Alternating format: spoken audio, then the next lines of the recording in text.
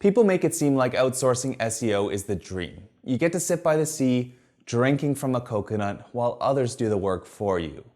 But people often leave out the fact that doing it well is hard. When you're outsourcing something as complex as search engine optimization, it comes with completely new challenges like creating systems, hiring good help at reasonable rates, and management. So today, I'm going to show you how to systematize and outsource SEO using a simple 3-step framework. Stay tuned.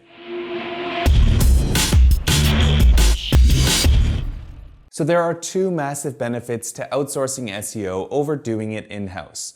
Number one, if you're a business owner or manager, it creates time for you to focus on things where you're most valuable. So that might be managing in-house employees, growing your business, or just overseeing your SEO strategy at a higher level. And number two, which I think is the most important, is that you're not limited by geography. If you're limiting your team to just people within your city or even country, you're missing out on working with smart, efficient, and talented people from all over the world. So with that said, let's get into the framework of building your outsourced SEO team.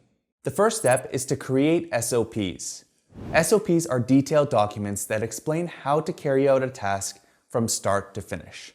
And when I say detailed, I mean detailed. For example, McDonald's is arguably the most well-known company in the world.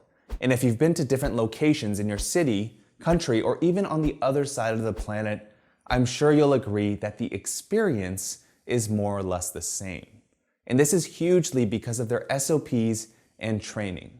For each new hire, they'll get both in-person training as well as a handbook.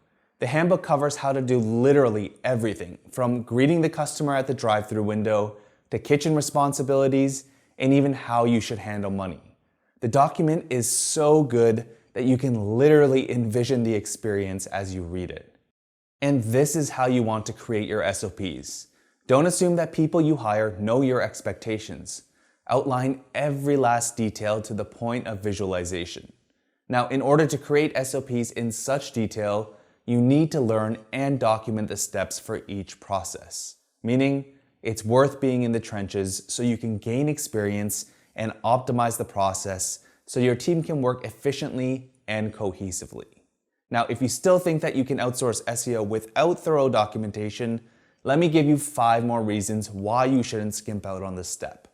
First, if someone quits, disappears without notice, or you let them go, SOPs make it super easy to hire and onboard new help. Second, if someone hasn't done the work for a while, i.e., they took a vacation or you had them working on different tasks, they'll have a guide to reference to get back on track fast. Third, it allows them to get tasks done faster. Since you've already gone through the process, you should have documented everything in the most efficient way possible. And having SOPs allows you to refine your processes. Fourth, it saves you time from answering the same questions over and over again. Or even better, it prevents people from deviating from a system that works.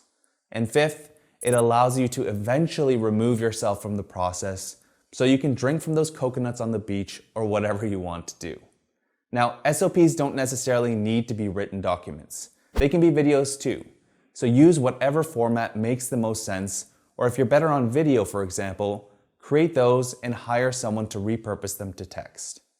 All right, so let me help you visualize what the creation process would look like. So let's say you wanted to create a team to do link building. You'd want to break these down into tactics you're using. So that might be guest posting, broken link building, and unlinked mentions. Then you'll want to break down each tactic down into broad steps.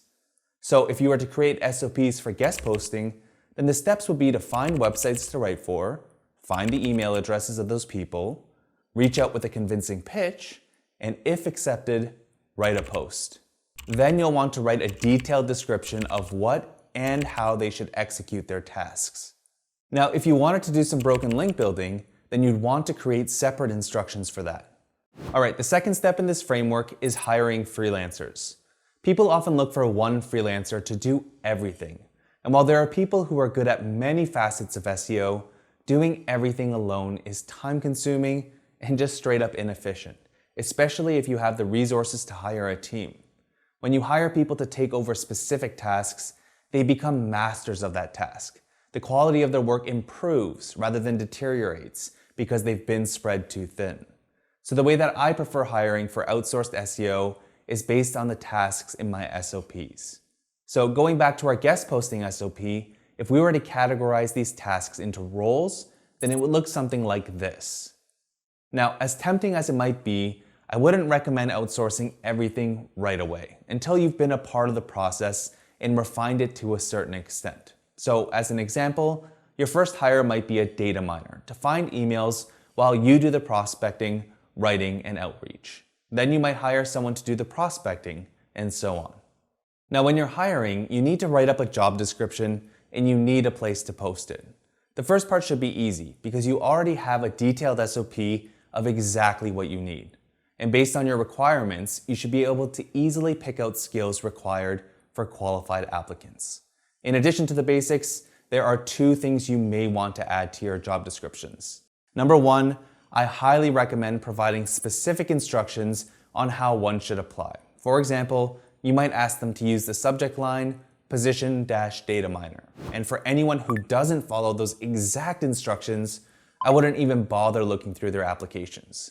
Reason being, you've created extremely detailed SOPs because you want things done a specific way. And if they aren't able to follow a simple instruction like setting a specific email subject line, then either A, they missed the instruction because they didn't read your job post, or B, decided to deviate from instructions, which you'll likely see in their work. The second tip is to give them a simple qualification task that shouldn't take longer than 5 minutes. For example, you might ask people who applied for the data miner position to find the email address of the most appropriate person based on a few URLs. If they get them right, then you might consider shortlisting them. These two tips should help you quickly qualify those that are worth your time. As for places to post the listing, from my experience, different networks have stronger candidates based on the skills you're looking for.